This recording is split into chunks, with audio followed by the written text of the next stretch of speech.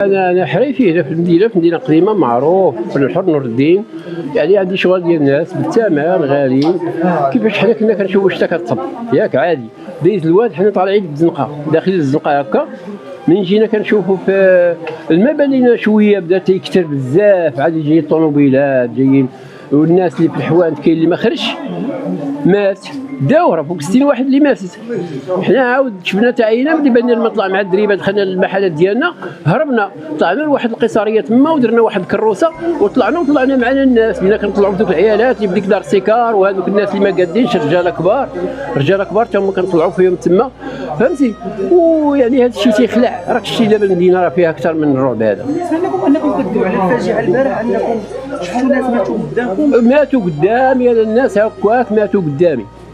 كي غدير ملي نزلنا درنا من الفوق من جهه الباب ديال المرسى طلعنا من الديور من السطحان وحلوا لنا واحد الناس الله يجزيهم بخير حلوا الباب ديالهم خرجنا ونزلنا. ملي جينا هذيك الساعه بداو تيجيبوا في الناس ميتين تنعرفوهم كلهم صحابنا وعايشين معاهم هنايا كابرين معاهم.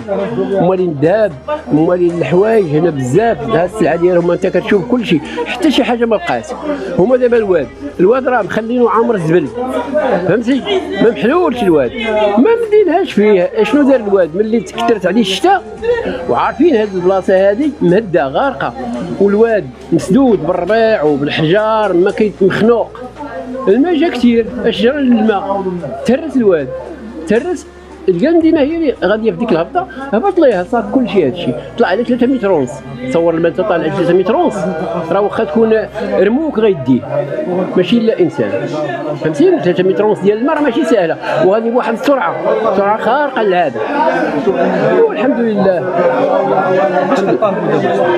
واخويا وراه كنطالبوا بالتعويض ديالنا. هذا الشيء راه كنطالبوا به راه ماشي حنا ما عندناش من نعوضوا هاد الناس. شنو ذنبهم هاد الناس اللي حاطين خدماتهم حاطين شغالهم بالثمن ومشى لهم حوايجهم شنو هو ما عندناش من نعطيو حنا راه غير صناعيه.